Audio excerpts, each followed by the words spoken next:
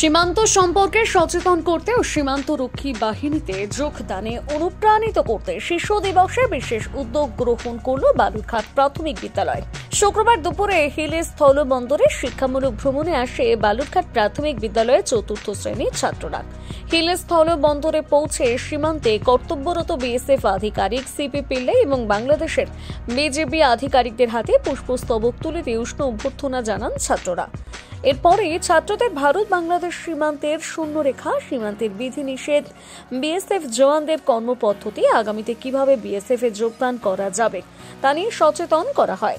14 November জাতীয় শিশু দিবস উপলক্ষে শতাব্দী প্রাচীন বালুরঘাট প্রাথমিক বিদ্যালয়ের উদ্যোগে নতুন প্রজন্মকে সীমান্ত সম্পর্কে সচেতন ও বিএসএফ জওয়ানদের কর্মপদ্ধতি, বিএসএফ এ যোগদান করা নিয়ে উদ্বুদ্ধ করতে শিক্ষামূলক ভ্রমণের আয়োজন করে শিক্ষকরা।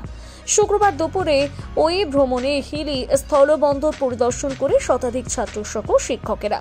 এই প্রসঙ্গে স্কুল ছাত্র অঙ্কুশ সরকার এবং সুরত্ন রায় জানান, এখান থেকে আমরা শিখছি বাংলাদেশ ভারতের বর্ডারের মাঝখানটা কেমন হয়, বিএসএফরা কিভাবে কাজকর্ম করে, সেগুলো বিএসএফদের কেমন ড্রেস পোশাক কিভাবে থাকে, এরা এইসব জিনিস কি, যেমন বাংলাদেশের আমরা অনেক কিছু দেখতে পাচ্ছি, উপভোগ করতে পারছি শিক্ষার জন্য।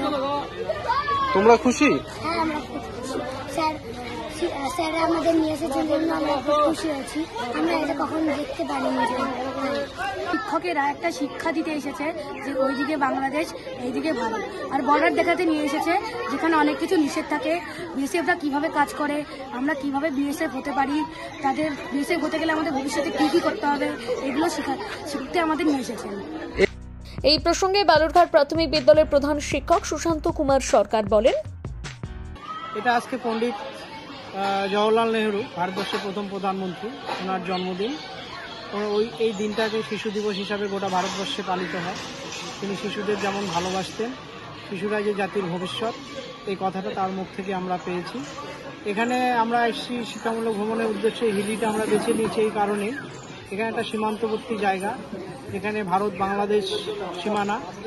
এখানে কি করে সীমানা পারাপার হতে হয়, কতটা রেস্ট্রিকশন, এখানকার লোক ওপারে গেলে বাংলাদেশ বা বাংলাদেশ থেকে এপারে আসলে কী নিয়মকানুন করতে হয়, সেগুলো বাচ্চাদের জানানো, এবং আমাদের যে দেশের যে সুরক্ষা খাতে যারা আছেন, যেসব বিএসএফ জওয়ানরা যারা জীবন দিয়ে দেশকে রক্ষা করছেন, তাদের সম্পর্কে অবহিত করার জন্য আমরা আজকের এই জায়গাটা বেছে নিয়েছি। মূলত সীমান্ত সচেতনতা সম্পর্কে এবং বিএসএফ সম্পর্কে জানানোর জন্য আমরা এই জায়গাটা আজকে বেছে নিয়েছি।